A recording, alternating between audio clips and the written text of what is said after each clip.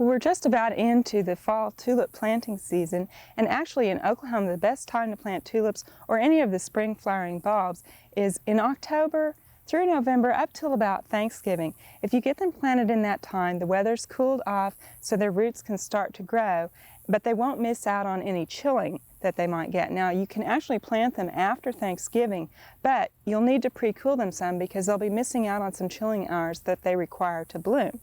Well, one of the best places to find bulbs, and especially tulip bulbs, is at your local nursery or garden center.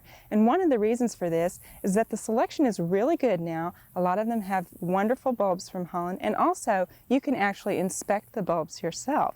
And some of the things that you want to look for when you're buying bulbs are basically you want to look at the size. Now, tulip bulbs tend to be about 12 centimeters or 1.5 inch diameter. That's a nice size of bulb. That's a #1 bulb, and that will be a good bulb for next year.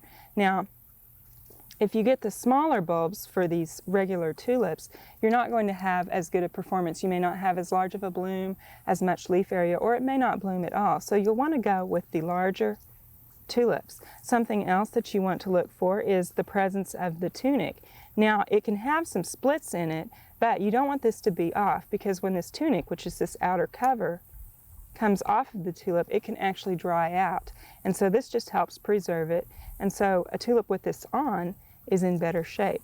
You also want to check for any disease or insect problems. So this tulip, we probably wouldn't want to buy it because you can see we've got some problems here.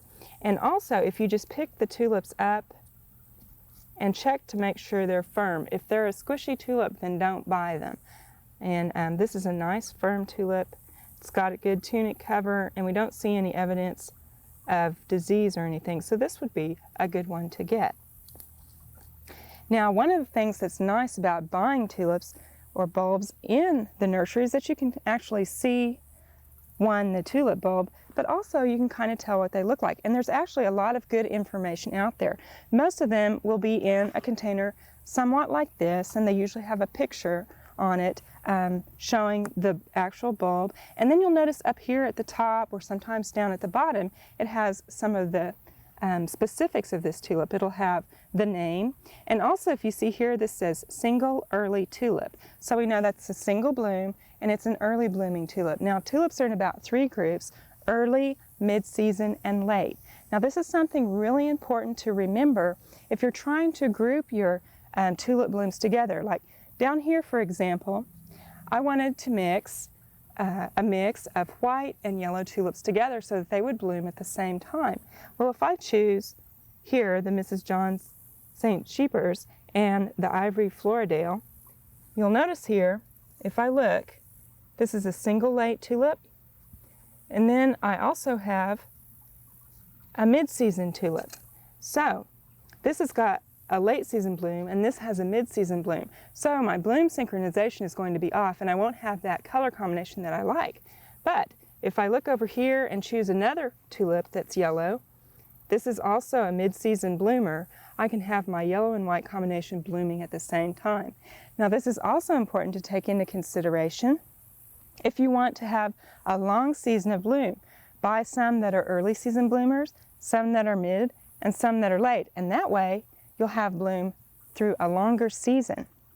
Now, one other thing that you might want to do when you go in to buy tulips at the garden center is to take a pen with you, because a lot of times they're in a box, they provide you with a bag to put your tulips in, but you can put those in there, run home and forget what you have, and then you don't know, because of course when they're in their bulb stage they all look about the same.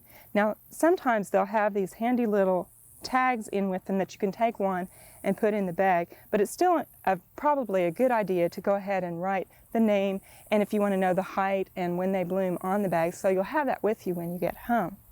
Now, there are actually several tulips that you may not be able to find in a garden center, and if you are a tulip aficionado and you want a bigger selection, there are 2 catalogs that are very good for this, and these are McClure and Zimmerman, and also the Daffodil Mart. These are 2 very good bulb catalogs. They have tulips, daffodils, and other miscellaneous bulbs, and they have a very nice selection, and they're also filled with a lot of good information. So you may want to get these catalogs just for the information, even if you're not going to order from them, because they're very good.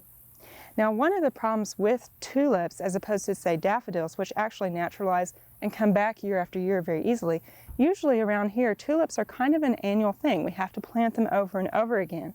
We'll get that great bloom the first year, and the second year, sometimes they'll come back, sometimes they won't.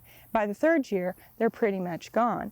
But there are actually some tulips that will naturalize well here, and these are known as species tulips. Now, these are a smaller tulip. They're more like a wild tulip, and there are several different species tulips. There are a few that should grow well here, and these are Tulip Bakeri Lilac Wonder. That's a pinkish lilac with a yellow center. Then we've got Tulip Wilsonia, which is deep red with a small black base.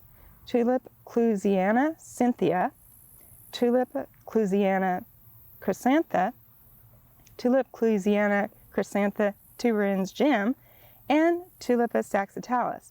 Now, these species tulips are a little bit different. They may not have that classic tulip look. So if you want a tulip with a classic look that will naturalize, you might want to go with Tulipa Couleur Cardinal. That's a triumph tulip and has a deep scarlet bloom, and it has that classic tulip shape to it. So you might want to try some of these species tulips in your garden this year and see how they do and how they perennialize. We hope you've enjoyed this classic from the Oklahoma Gardening Vault. Remember, even though these tips and techniques are timeless, there's always something new to learn in the world of gardening. By subscribing to both Oklahoma Gardening and OK Gardening Classics, you'll have access to a wealth of gardening knowledge, both classic and contemporary.